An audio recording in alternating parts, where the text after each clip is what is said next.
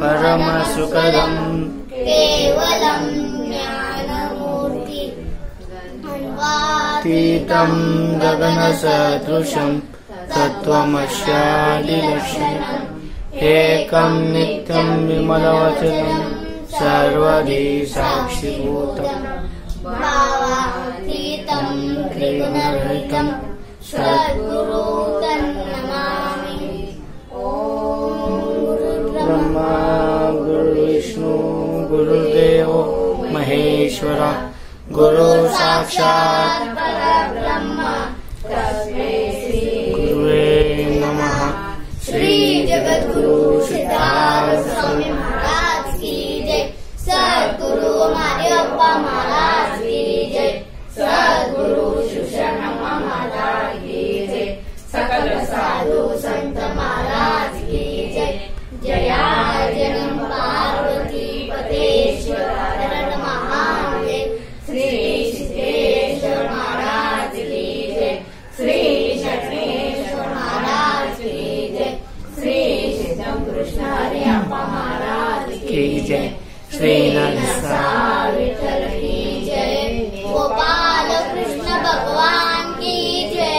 भारत माता की जय। संभ्रामचा विधी लिखित जो तुम्ही लिहिलेलं होतं, मग ते विधी लिखित खोटं झालं. ताक इकून खावावा अब्जा दिस असून देखील तसल्यांच्या पोटामध्ये असला दरिद्री जन्माला आला म्हणून तो लिखित लेखन विधी लिखित लिहिला होता. परंतु ते सांभाचा जे विधी लिखित आहे ना ते खोटं ठरलं. का खोटं ठरलं तर मग त्यांना सतत गंगा स्नान, ध्यान, धारण आणि जे जे त्यांना कमावतो आणि जे जे प्राप्त होते ते सगळं दान धर्मामध्ये घाललेलं आहे आणि उपास राहूला आहे त्यांना. तर मागं आपण शिल्लक ठेवलं ना म्हणजे आपल्याला खावा वाढतंय, प्यावा वाढतंय. बरं जे जे मिळालेलं त्याला ते सगळं विकतो. मग विकल्यावर गायला धान दिला, गायाला धान दिला आणि 10 गायापासून जो ताक दही विकून पैसा गोळा केला होता तो पैसा बी देऊन टाकला. मग देऊन टाकल्यावर मग खाली काहीच नाही, उपास राहावं लागतंय. उपास केले तरही निराहार उपवास घडत होत त्यांच्या आधी. मग पुन्हा त्यांना म्हटला 100 गाया आणला. मग 100 गाया आणला. मग त्याच्या माग महान तपस्वी आणि त्यांचा मानस भाऊ, मानलेला भाऊ नारायण गोष्ट ऐकत होतो. मग त्या गुरुचं गोष्ट ऐकला, भावाचं गोष्ट ऐकला म्हणून तो व्यक्ती आज वैकुंठाला जाणार आहे. आज तो मग आता त्याचं खोड मोडणार. हे सगळं खेळ कुणाचा आहे, हे कुणाचं आहे म्हणजे नारायणचं आहे. मग आता त्याला मी हरवतो. मग तो त्याचं वेश घालून तो सावकाराचं वेश घातला. वेश बदलून 100 म्हणजे 100 गाया आणला. अरे बाबा, मला तुझा वडील 10-20 वर्षाखाली मला 50 गाया दिला होता. ते 50 गायाचे आज काय झाल्यात, 100 गाया झाल्यात. ते 100 गाया मी कसं सांभाळू. यांना उपास पडत होता ना. उपास पडला म्हणजे मग ह्याच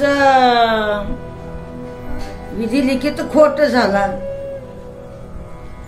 मग खल्ला म्हणजे विधी लिखित, ताक इकून पोट भरला म्हणजे विधी लिखित खरं झालं. हे लक्षात घ्या. मग तुम्हाला वाटलं 90 वर्षामध्ये कसं मुलं होत आहोत, तेव्हा विष्णूच्या टाइमाला रामाच्या पलीकडं विष्णूच्या पलीकडं राम झाल्यानंतर कृष्ण. मग त्या योगापासून हे लिहिलेल्या गोष्टी आहेत, 1000-1500 वर्षाच्या खालच्या गोष्टी. आणि हे तर गोष्टी केव्हाच्या येतं, लक्ष्मी केव्हा झाली. लक्ष्मी म्हणजे महालक्ष्मीची मुलगी. हे लक्ष्मी नुसती लक्ष्मी वेगळं आणि महालक्ष्मी वेगळं. महालक्ष्मीची मुलगी लक्ष्मी, ब्रह्मदेव, विष्णू, पार्वती, महासरस्वतीचे मूल मुलगी, आणि शंकर आणि सरस्वती हे कोणाचे पोरं, महाकालीचे पोरं. काली वेगळी, महाकाली वेगळी. तुम्हाला ब्रह्म विष्णूची आहे माहिती आहे का? देव कुठून आला की काय आला की असं वाटत होतं का नाही? आज ब्रह्म विष्णू महेश्वर हे सगळे देवापासून झालेले आहेत. मग सत्ययुगामध्ये हा घडलेला गोष्ट, तेव्हा एक युग म्हणजे 10 युग एकत्र झाले म्हणजे ब्रह्मदेवाचा एक दिवस किती, एक दिवस. आता ह्या कलियुगात म्हणजे 50, 55, 60, 70 म्हणजे आम्ही म्हातारे झालो म्हणतो. म्हातार कसं होते, 60-70 म्हणजे म्हातार होत नसतो, 50 मध्ये मरून चालले. मग असं कुणाला तर शंका येईल. मग हे सत्ययुगामध्ये घडलेले गोष्टी आहेत.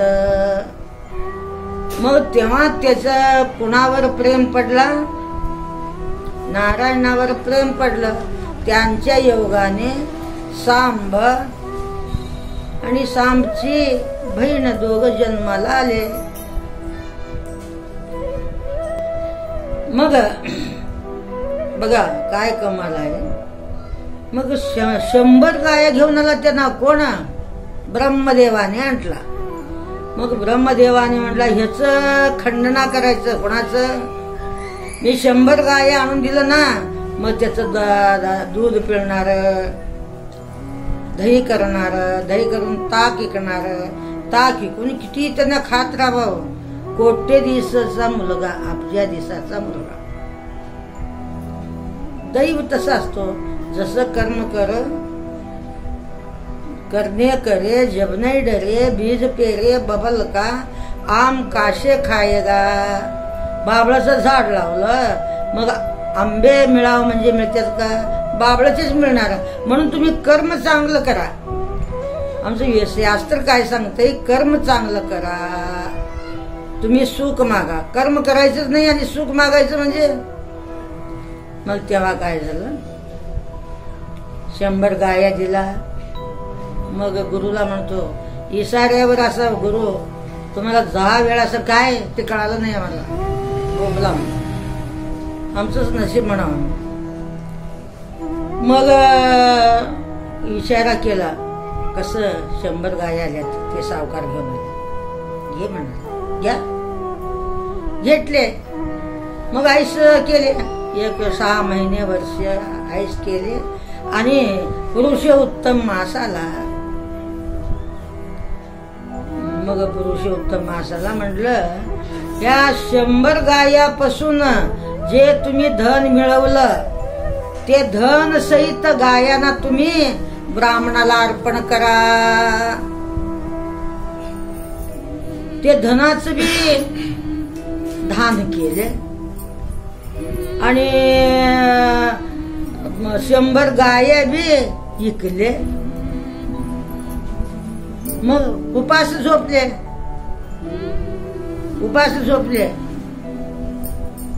मग आपण काय करतो, आमच्या पोरावाचं कसं व्हायला, आमच्या सुनावाचं कसं व्हायला, आमच्या त्या मुलीचं कसं व्हायला, हे आपण रडत बसतो. म्हणून देवाने कलियुगामध्ये, कली कशी आई देशाची निघाली दुधान पैशाची. मग पैसे दिल्यावर दूध मिळू लागलाय. कशाला चोळीचे खण निघाले झंपर छान. कली कशी आई देशाची निघाली दुधान पैशाची. पैसा देऊन दूध घ्यावा लागतो. कशाला इरकल लुगडे निघाले कलग्याचे लुगडे. हे काय करे की साहित्य तेव्हा इरकल होते. 2 पातळ घेतले म्हणजे वर्षाभर कसं धिवलं तसं रंग खुलणार. मग त्याला काळं माती लावून आमची आया देवत होते. साबण केव्हा तर पुरुषांच्या कपड्यावाला लावणार. असे शाळेला जाणाऱ्या मुलांच्या कपड्याला ते बी कोणतं तर लायभाय साबण अंगाला लावायचं. आणि बायकाचे पातळ काळ्या मातीने दिवायचं. आता 100 वर्षाकालच्या गोष्टी. मग कशाला इरकल लुगडे निघाले कलग्याची साडे. असं कलियुगाचं महिमा आहे. आत्ताचं पुराण म्हणजे आत्ताचे नवा पुराण. हेच नाव काय? पूर्वीच्या गोष्टी. पूर्वी पुण्यवान लोक होते. पूर्वी सज्जन होते. गुरुच्या आज्ञानुसार चालत होते आणि गुरुला आडवं बोलत नव्हते. गुरुचं टिंगल करत नव्हते. आमची भूदेवी रडत होती. लोकाचे गुरु पंचपक्वानाचं जेवण मागतात. आमच्या गुरुला शिळ भाकरी काहीतरी ठेचा तेल घालून खायचे गुरु मिळाले म्हणून रडतो. कोण? अजून ते म्हातारी आहे. माऊली गरम गरम पोळ्या झाल्या तर तुम्ही खावा. नाही मला ठेचा आहे का शिळ भाकरी आहे का कडक करा द्या. चुली होते तवा. आलं का लक्षात? मग आत्ताचे बायका काय कसं करावं काय करावं मला काही कळना. न कळालेलं बरं. म्हणजे पहिलेचे भक्त लई चांगले होते हो. तुम्हाला काय सांगावं. लई म्हणजे लई. ध्येया जावो अथवा राहावो पांडुरंग दृढ भावो असं भावना होतं पहिलं. मग 100 गाया ब्राह्मणाला दान केला आणि त्या 100 गायापासून जो कमावला तो पैसा देखील दिला ब्राह्मणांना. संन्यासी झाला. खायला नाही प्यायला नाही. सगळं गेलं किंवा धन गेलं गाया गेलं. काय गेलं? तुम्ही आता उपवास केला ना. उद्या काय एकादशी आहे. 12 12:30 ठेचून खावा. इथं बरे जो कोणा का उद्या उपवास आहे. खाताव का नाही असं? मग कशाला करायचं उपवास? एवढं पोटाचा अपेक्षा असल्यावर तुम्ही उपवासच करायचं नाही. उपास घडलं का नाही? उपास घडला. गंगा स्नान घडला. मग दान धर्म घडला आणि दीपदान घडला. कधी? अधिक मासामध्ये. हे पुण्य झालं. कुणाला? सांबाला किंवा संभ्रामला. झाल्यावर मग तिकडून साक्षात विष्णूचे दूत इमान घेऊन आले आणि सांबाला आणि नारायणला विमानामध्ये बसून मान देऊन हार घालून त्यांचे अंगावर सत्कार हे कपडे घालून सत्कार करून मानाने त्या कुठं बसवले? विमानामध्ये बसून जय जयकार करत त्याला कैलासाला नेले. कोण पाठवलं? इमान कोण पाठवलं? ब्रह्मदेव पाठवला. आम्ही हारलो. आणि कोण जिंकलं? नारायण गुरु जिंकला आणि सांब त्यांचा शिष्या जिंकला. म्हणून देई घेई नरका जाई. तुम्ही शिव्या देत कळकळ करत आमचं संपलं, आमच्यात काय नाही, कसं करायचं आम्हाला काही कळना, मग आम्ही खाणार बी नरकाला जाणार आणि देणार बी. मग हे भावना असं नसावा. देई आमचं अभंग नाहीये. ते महान विद्वान 350 वर्षाखाली झालेला तुकाराम महाराज. देई घेई नरका जाई असं करत तुम्ही दान देऊ नका. आनंदाने द्या. काय द्या? आनंदाने दान धर्म करा, प्रेमाने करा. मग तुम्ही बी नरकाला जाता व आणि तुम्ही ज्या गुरुला ब्राह्मणाला देता ते बी नरकाला जाता. हे वाक्य माझं आहे का? प्रमाण आहे हो. म्हणून असं त्याला उपवास घडला. कोणाला? याला ताक इकून ह्यांना जगतो म्हणून लिहिलेला होता कोण? ब्रह्मदेव. त्याच लेखन कोण खोडला? नारायणचे गुरु ऐकले म्हणून. आता तुम्हाला काय ते त्या पोरावाला ते सांगा हो, हे करायला हो, कुठं आहे हो, त्यांना कुठं जमत. मरा थापा, आमचं तर काय जातंय? तुमचं जात नाही तर आमचं काय जातंय? आला का लक्षामध्ये? मग असं नारायणचं विलाज त्यांना मुलाज ठेवला का? गुरु सारखं चालला आणि गुरु बोलल्यासारखं ऐकला. हे तुमचं तसं नाही, असं आहे म्हणजे ते कधी होऊ शकत नाही. मग आता त्यांची बहीण मग याने गेले कैलासला. गेल्यावर तिने राजो कोणाचं साम घरामध्ये राजो कोणा. तिने देखणी होती, हुशार होती, तरुण होती, तेजपुंज, ब्राह्मणाची पोरगी, सावकाराची मुलगी, म्हातारपणामध्ये झालेली लाडाची पोरगी, नारायणच्या लाडाची, सामच्या लाडाची. मग साम राजो कोणाच ते वड्याला दिवायला गेली. दिवायला गेल्यावर मग एक श्रीमंत वेश्या, व्यभिचारी, त्याला येस्या म्हणतो, ते शरीर विक्री करून जगत होती. अब्जाधीश झाली होती. मग ह्या पोरीचं तेजपुंज शरीर, हिचं बांधे शुद्ध तेज, तारुण्य, श्रीमंताची मुलगी वड्याला दिवायला गेली. गरीबपणाला आई बाप मेले. भाऊ एकटा घरामध्ये होता सांब. आता तो कैलासाला गेला. ते वेश्या उचलून घेऊन गेली. कुणाला? त्या मुलीला. कुणाच्या मुलीला? सांबच्या बहिणीला. मग हे खबर कुणाला कळाला? नारायणला कळाला. दादा बहिणीला, बहीण बेपत्ता झाली. बहीण आम्हाला सापडना, तू आम्हाला सोडून गेला, असं सांब म्हणत होता. आता तो वैकुंठाला गेला, ब्रह्मलोकाला. मग म्हटल्यावर तू काय चिंता करू नको, म्हणून सद्गुरूचा आधार असावं.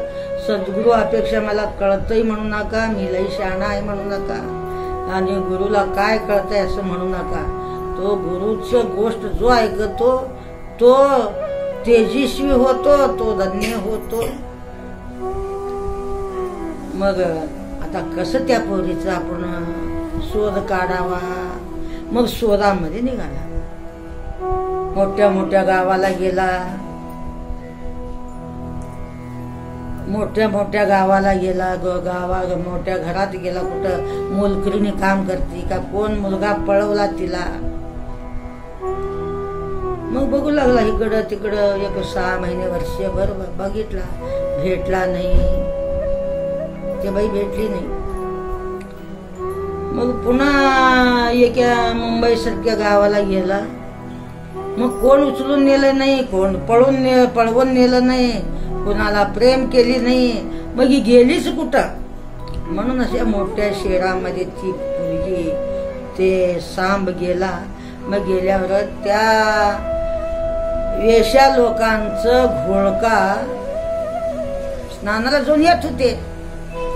त्यावेळी मग त्यांच्या माग सांबाने गेला. मग सांबाने गेला. मग संन्याशीचं वेश घातला त्यानं. भगवे कपडे घातला, हातामध्ये रुद्राक्ष बांधले, डोक्यावर जटा बांधला, गळ्यामध्ये रुद्राक्षाचा माळा घातला, हातामध्ये एक पंचम घेतला, घेऊन मग त्या बायकांच्या मागे, बायका सगळे कुठं जाते तर कुठे असते, त्याने फिरत असतात ना, कोण पुरुष चांगला मिळतो, कोणाचं संग केलं तर बरं असतंय, कोण सावकार मिळतो. मग हे महाराजाच्या वेशामध्ये होता, कोणाच्या वेशामध्ये होता पंचंग सांगणारा. म्हटलं बायानं तुम्ही कुठं राहता? आम्ही इथं राहतो. काय व्यवसाय करता? मग एका पुरुषाला जोड बघा, जोपर्यंत बाई तरुण राहते, 2-3 बाळ हो जो कोणा नवरा हवं हवं म्हणते, 2-4 होऊन गेले म्हणजे नवरा लांब असलेलं बरं रे देवा वाटते. कोणाला? बायकांना. वाटते का नाही? कुठं जाऊ देत तिथं आणि जवळ बी येऊ देत तिथं. मग ते थोडं दिवस असते की ते काय मुलाचं म्हणा, मुलावांचं म्हातारपर्यंत राहतं, परंतु मुलीवाचं ते नसतो. मग आमचं कामशास्त्र सांगते, भगवान शंकर पार्वतीला हे कामशास्त्रामध्ये लिहिल्यात कसं गर्भ निर्माण होतंय. मग तेव्हा ती म्हणलं काय येतं तुम्ही महाराज, आमचं थोडं माहिती असतं. वकिलाजवळ गेलं ना, आमचं जागा गेलंय हो, आमचं जागा कधी येते म्हणतो. मग महाराजाकडे गेलं ना, पंचंगवाल्याजवळ गेलं ना, आमचं भविष्य सांगावं म्हणतो. महाराजाजवळ गेलं ना, काहीतरी आम्हाला मंत्र द्यावं, आमचा नवरा ताब्यामध्ये असावा, आमची जाऊ सांगितल्यासारखं ऐकावा, आमची सासू माझ्यासारखं वागावा. महाराज मंत्र देतात. पंचंग कोण सांगते? ब्राह्मण सांगतो, भटजी. आणि वकील काय करतो? जाग्याचं मोजमाप करून कायद्याने दाखवतो. बँकेचे मॅनेजर दिसले ना, आम्हाला लोन देता का हो, हे शास्त्र असतात. मग म्हणलं हे महाराजासारखं दिसतंय. महाराज आम्हाला बघा इतकं कंटाळा आलेला आहे, एवढं आम्हाला दुःख झालेलं आहे, आम्हाला एवढं त्रास झालेला आहे का ग, कशामुळे? म्हणलं नाही हो, तुम्ही महाराज आहे, सत्पुरुष आहे, तर सर्व गोष्टी, सर्व गडी म्हणा, बायका म्हणा, म्हातारे म्हणा, तरुण म्हणा, मला येऊन सांगतात. तुम्हाला सांगतात का? पळून जाणारे मला सांगतात, तर लग्न करणारे मला सांगतात, तर प्रेम करणारे देखील माऊली मी असं प्रेम केले, मी पुन्हा कसं करू, चला तुमची व्यवस्था करते म्हणते. एक संताला शरण जाते. मग तुमच्यासारख्या बायकांना सांगितलं म्हणजे आई असं काय ग, तू पळून चालली, तुझ्या आई बापाचा अप्रूप जात नाही. हजारो त्यांच्या संग तुम्ही टिंगल उडवत बसतात का? मग संताजवळ सगळं काय त्याने उलघडा करतात. मग असं झाल्यावर मग ते महाराज म्हणला भविष्य बघा. अरे बघतो म्हणलं, मी भविष्य बघतच हिंडूला म्हणलं, माझा हात बघा, तुमचा हात बघा, बघत बघत बघत बघत वर गेले.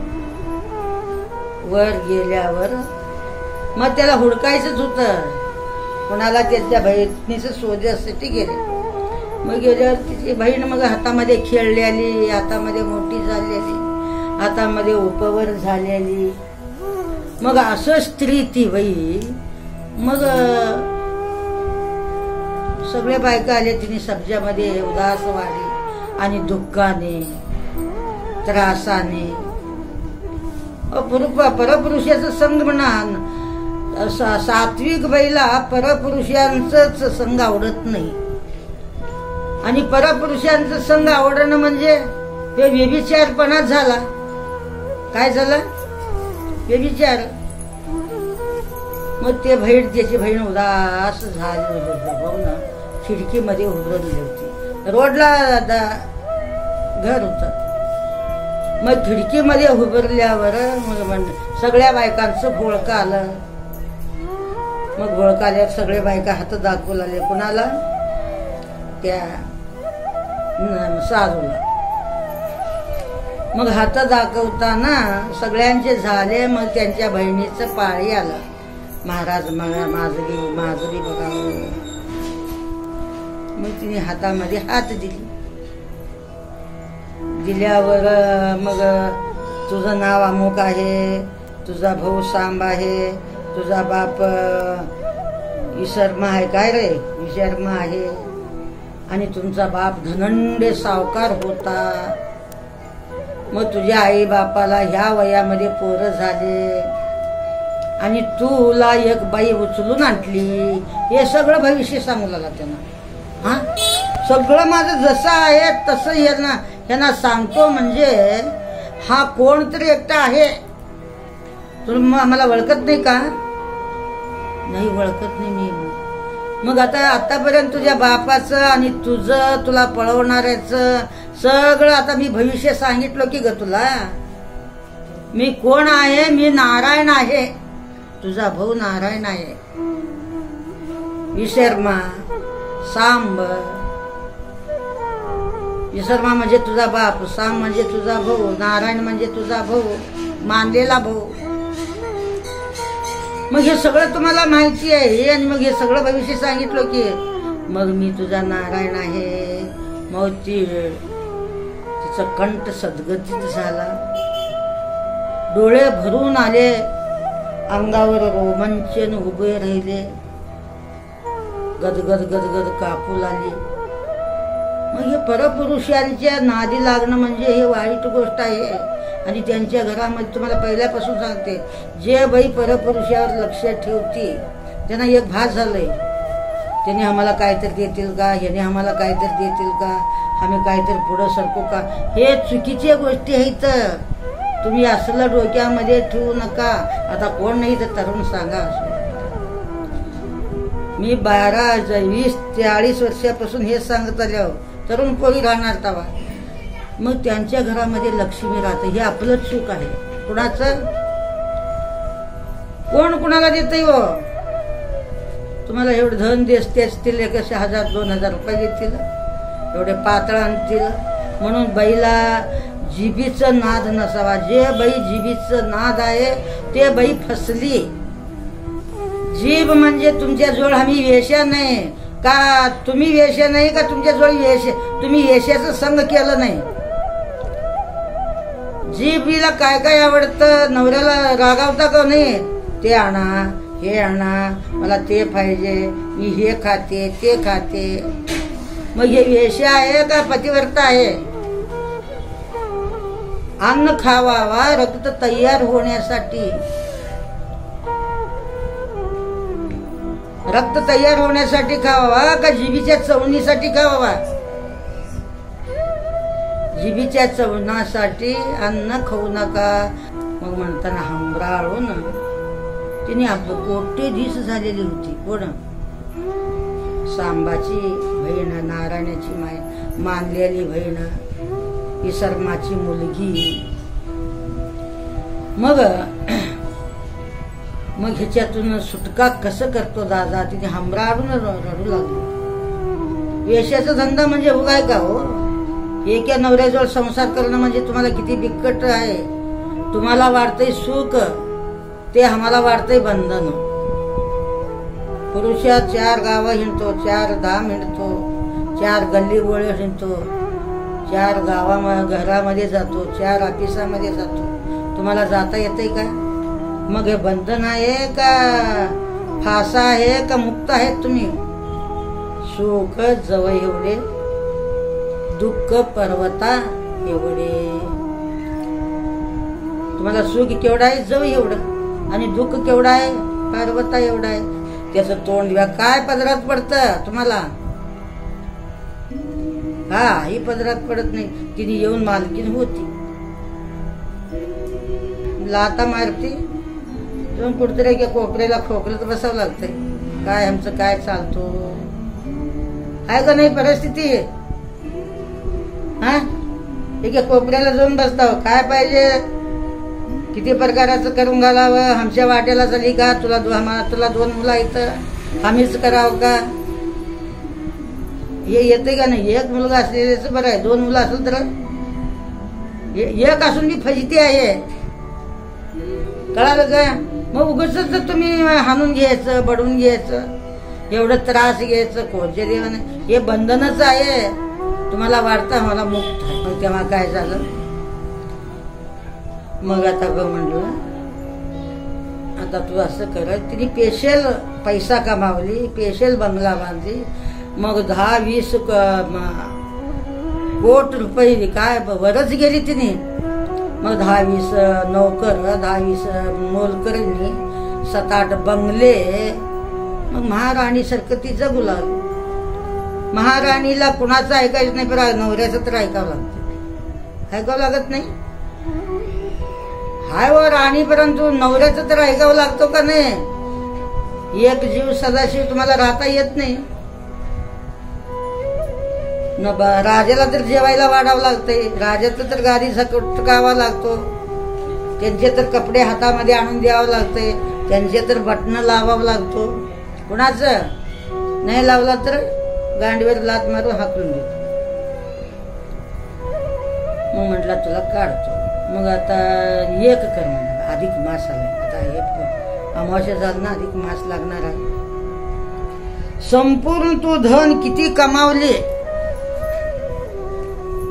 तेवढं धन तू ब्राह्मणाला अर्पण कर. सुंदर आहे गोष्ट, ब्राह्मणाला अर्पण कर. मग तिने म्हटली मग उपवास कर, गंगा स्नान कर, गरम अंगाचं कातडं निघळेपर्यंत तुम्ही आंघोळ करू नका. का म्हणजे देव लोक नदीमध्ये ऐक्य झालेले असतात. चातुर्मास म्हणजे 4 महिन्यापासून, श्रावणापासून. म्हणून हे 4 महिने आपण लई गरम पाणी करू नये. का देव शंकासुराला घेऊन देव समुद्रामध्ये लपलेले आहेत. मग ते पाणी, समुद्राचं पाणी पावसाधारा येतो. हे बाई म्हणली नाही माझं कंबर दुखू लागलंय, मला गरम पाणी पाहिजे. मग सगळे अजून गरम पाणी घेतले. माझं शास्त्र कुणाला कळच ना. मग हे ढोंग केलेलं पाप का पुण्य काय सांग, पाप हो. मग तेव्हा म्हणाले हे बाई किती चांगली, त्यांनी ते म्हणून आम्हाला गरम पाणी मिळालं का पा. तिने बी नरकाला जाते आणि तुम्ही बी नरकाला जाऊ, माझं काय जातंय. दुष्टाच्या संग गेलो ना आपण दुष्ट होतो, लपांगाच्या संग गेलो ना लपांग होतो, पिदोडाच्या संग गेलो ना पिदोड होतो, चोराच्या संग गेलो म्हणजे चोर होतो, ढोंग करणाऱ्याच्या संग गेलो म्हणजे ढोंगी होतो. मग ते पाप कुणाला येतंय तुम्हाला. अहो हे सगळं ढोंगच आहे. माझे संघ भद्री केदारला 80-90 वर्षाचे म्हातारे आले होते, थंड पाण्याने आंघोळ करत होते. आणि तुम्ही 20-30 वर्षाची बाई नाही, माझं कंबर दुखू लागले म्हटलं, आणि सगळेजण तुझं नाव घेऊ लागले. आणि माऊलीचं निंदा चाललं. मग हे पाप का पुण्य काय करायला लावली तुम्ही काय करायला लावलाय. माझे 86 काय 87 वय होत, मठ बांधते वेळी 87 67. मग मला थंड वाजत नाही. मला 30 वर्षाच्या मुलीला कसं काय थंड वाजतो, कंबर कसं दुखतंय. आणि हे सगळं काय झालं, ढोंग झालं. म्हणून जनरू मेಚ್ಚुते निन्ना कैलास क्वयवरे शिव मेಚ್ಚಿದರೆ जन कೈ बिडतात. देव हात धरला ना जग सोडतो, जग हात धरला ना देव सोडतो. तुम्हाला देव धरावा का जग धरावा, कोण धरावा. देव धराव दे, जग काही बी देणं नाही घेणं नाही. म्हटली मग ते दादा नारायणचं गोष्ट ऐकाव की. तिने काय केली, सबंध नौकराला बोलवले, चाकरांना बोलवले, मोलकरींना बोलवले. बघा आजपासून मी हे बंगला हे सगळं सोडून हे धंदा सोडणार आहे. वैराग्य बघा, उपरती बघा, लाख लोकांना भोगलेली बाई, सगळं कमावली होती ती बाई.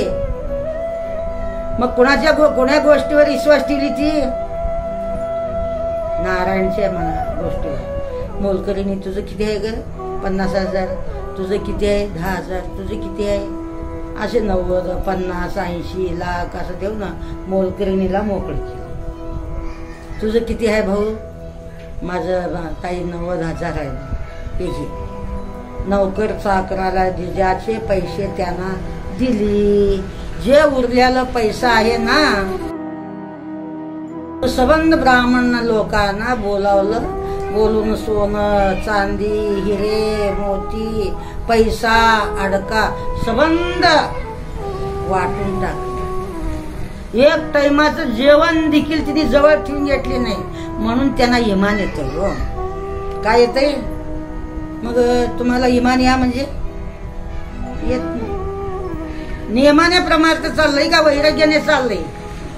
नियमाने परमार्थ बुडवतो आणि वैराग्याने केलेला परमार्थ तरंगतो. तुम्ही वैराग्याने करताव का नियमाने करताव? सांगा. संसार नियमाने करताव का प्रेमाने करताव? तसंच आहे. परमार्थामध्ये हिशेब असतो आणि संसारामध्ये हिशेब नसतो. मग सगळं देऊन टाकली. तिच्याजवळ फुटल्याला कवडी बी उरल्याला नाही. उपास झोपली. उपास घडला. अधिक मासाचा काय घडला? उपास घडला. अगं तू तसं केलं तर कसं होतं ग? मग ब्रह्मदेवाला वाटला. मग नारद गेला कुठं? ब्रह्मदेवापाशी. तात म्हणा. काय म्हणा? तू तिच्या नशिबामध्ये तू काय लिहिलेला होता? त्या ध्येया विकून ते जेवती. ध्येय विकून पोट भरून घेते असं तुझं लेखन होतं. आज ते लेखन बंद पडलं. धन दिरव्या सगळं दिली. नौकर चाकराला हाकलली. बंगले गोर गरीबाला देऊन टाकली आणि कवडी बी नाही तिच्याजवळ. उपास राहिली. मग म्हणलं आता कसं करावं दादा? मग कसं करावं ग? एक 3,000 जो 3,000 तुला देतो त्याला स्वीकार कर. मग त्याला ध्येय विक. त्याची इच्छा पूर्ण करा आणि ते 3,000 घेऊन तू पोट भरून घेऊन ठेव. मग तेव्हा 3,000 कोण देणार होते बाईला? हे कोणी तिच्याजवळ गेलं नाही. असं उपास राहिली तिने. उपास राहिली. कोण बी 3,000 द्यायला एक रात्रासाठी. 3,000 कसं द्यायचं त्या बाईला?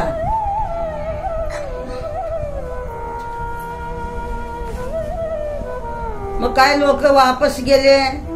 उपास झोपली. कवडी नाही तिच्याजवळ.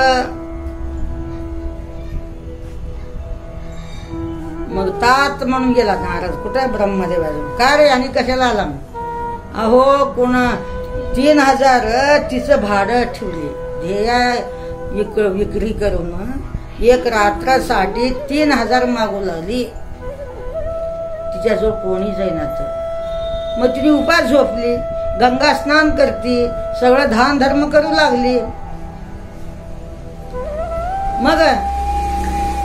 मग तिने वेश्या काम करून जगती असं म्हटलं ना तुम्ही.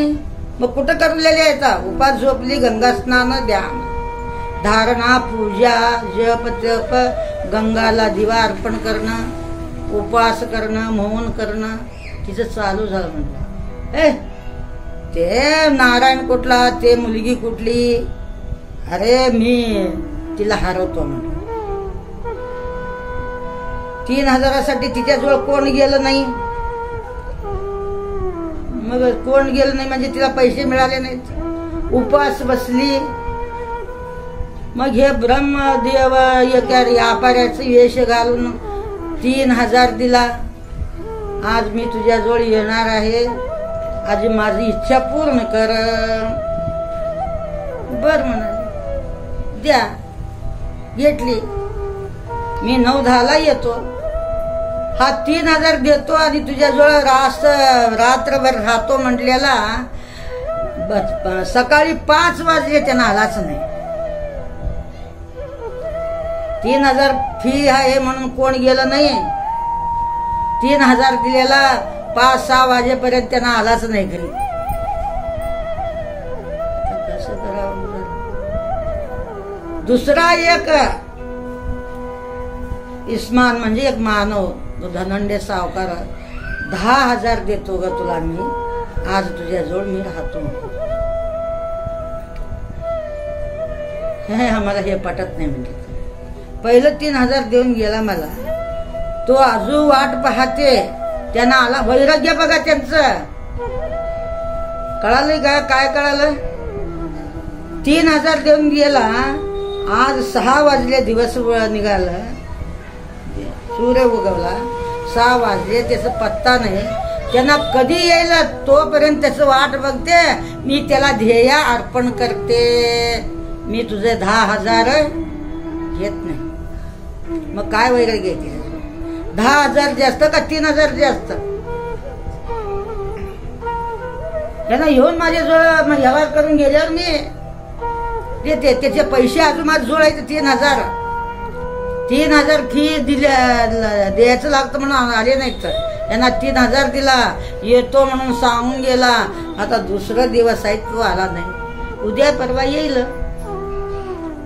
मग ह्याच फिटल्यावर तुम्ही 10,000 द्या, माझ्याजवळ राहावा. कळलं हे? काय कळतंय का नाही बघ.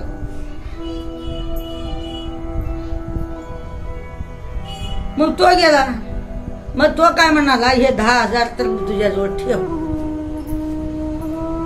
10,000 ठेव, मी त्यानं येऊन गेल्यावर मी येतो. 3,000 दिलेला तर त्याचा पत्ताच नाही. मग तो 10,000 दिलेला काय म्हणाला, तो 3,000 दिलेलाच हे बाईजवळ आला नाही अजून, मी कसं जाऊ? हे ना ढकलला, त्यानं आला, गेलाच नाही. मग ती बाईला खायला काय मिळणार. बरं झालं म्हणला, बरे झाले देवा, निघाली दिवाळी. नारायण म्हणतो. काय झालं? हिथं वैराग्य आहे, उगा गोष्ट नाही. कळालं का? 3,000 फी ठेव म्हटला भाऊ. 3,000ला बघून कोण आलंच नाही. मग दुसरा आला, 3,000 दिला. मी संध्याकाळ 9ला येतो म्हणला. तो दुसऱ्या दिवशी 7 वाजेपर्यंत तो आलाच नाही. मग ब्रह्मदेवाकडे गेला, हे ना तात म्हणून 10,000 आणला, दिला. मी तुमच्या संग कसं भोग देऊ? तो 3,000 दे, माझ्या अंगावर राहित. पतिव्रता तिने, वेश्या असून काय होतं? पतिव्रता वेश्या आहे का नाही तिने? परंतु ज्याचं खातो त्याच्यासारखं तुम्ही बोला. खाणाऱ्याच एक, खायचं एक याचं आणि नाव घेण्याचं एक, घ्यायचं एकाचं. हे भानजगड करू नका. चल ग म्हणाला. नारायण कुणाला म्हणाला, चल आता संपलं आपलं काम.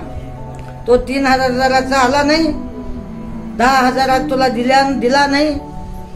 आणि 3,000 कोण देणार आहे? एवढं आमचं फी होत नाही म्हणून ते आलेच नाही. कळालं का? मग तिथे काय झाली? तिला पैसाच मिळाला, असलेलं सगळं धन देऊन टाकली. मोलकरीणीला सगळं त्यांचं पगार देऊन त्यांना दिली, मोलकर नौकराला दिली. मग नदीच्या काठाला आले, झोपडी घातले. भाऊ बहीण त्या झोपडीमध्ये राहू लागले. मग याला काय म्हणायचं? वैराग्य म्हणायचं? काय म्हणायचं? मग थोड्या दिवसांनी त्यांचं नियम, धर्म, ध्यान, जप, तप. मग यशाचं काम करून हिने जगती. कोण लिहिलं होतं? ब्रह्मदेवाने. मग त्याचं लेखन फैल गेलं का सिद्ध झालं? मग आमचे साहेब म्हणत होते, असे काही करावे काळाने पुसूने, काळाला पुसता येऊ नये म्हणून काळाने देखील रडू नये. असं तुम्ही पुण्य करा. उगा दुसऱ्याच्या नावावर रडत बसू नका. असं खंबीर होऊन तुम्ही करा की खंबीर होऊन तुम्ही देवभक्ती करा, खंबीर होऊन गुरु आज्ञामध्ये चाला, गुरुवर विश्वास ठेवा. तिने कुणावर ठेवली विश्वास?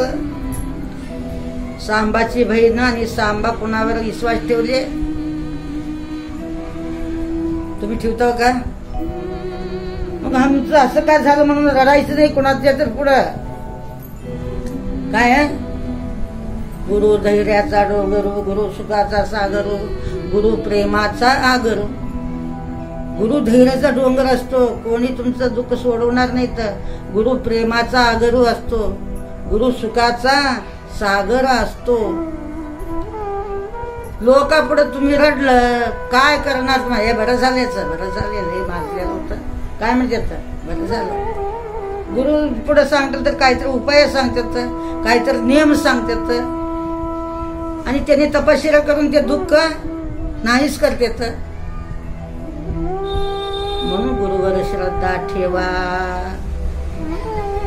मग आज सांबचं आणि सांबच्या बहिणीचं उद्धार झाला. मग ब्रह्मदेव खुद्द ब्रह्मदेव आला कुठं? भूलोकामध्ये. आता मी वर बसल्यावर तुम्ही खाली बसलाय, मी स्वर्गामध्ये, तुम्ही कुठं? भूलोकामध्ये. ह्याचं गंधच नाही, ते कुठं? मृत्यू लोकामध्ये. ह्याचं गंध नसता मसन वाट्यामध्ये येतं, ते नरक लोकामध्ये,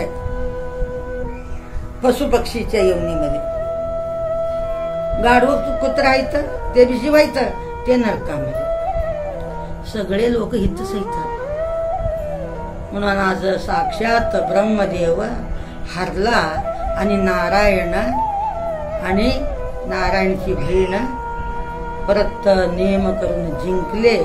मग त्यांच्यासाठी ब्रह्मदेव पुष्पक विमान आणलं. मग स्वतः ब्रह्मदेवाने चालवलं ते. कोण? तुम्हाला आम्हाला चप्पल धिकळ मिळतात का? उगा लोकांना दाखवायचं आम्ही श्रीमंत आहे, आम्ही भारी. कुठलं भारी हो? काजळ लावी, कुंकू लावी, टिकळा लावी, लोका देवाजीचा संग नाही रंग पडला की का? काजळ लावा, कुंकू लावा, रंग लावा, अंग भाजरा. देवाचा संगच नाही किंवा रंग काय पडतो? फिक्का. काय पडला?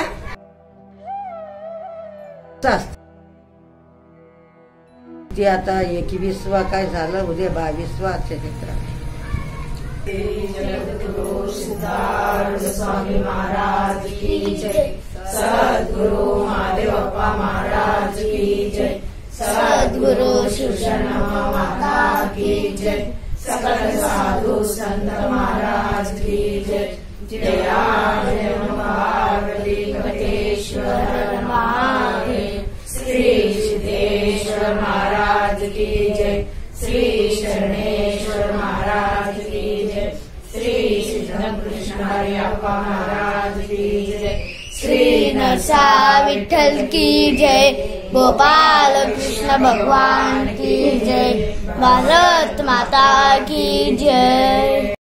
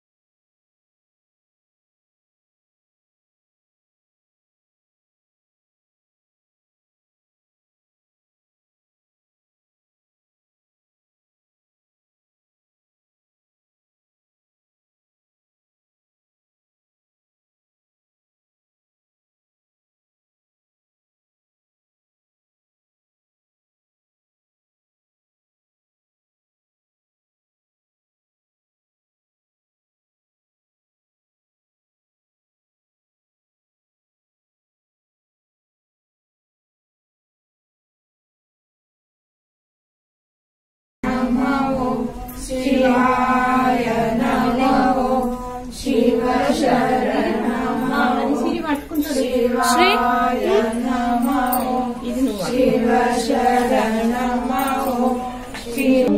शिवंगलारती बेळगरे शरणम योगी मातको मंगलारती बेळगरे शरणम योगी मातको चल्लनैना तल्लिनी भक्तितो बाधिंचरे चल्लनैना तल्लिनी भक्तितो बाधिंचरे चल्लनी तल्लिनी कोलसुते चल्लनी तल्लिनी कोलसुते सर्व दुःखमु तొలగిపోవును మంగళారతి బెళగరే శరణమ్మ యోగి మాతకు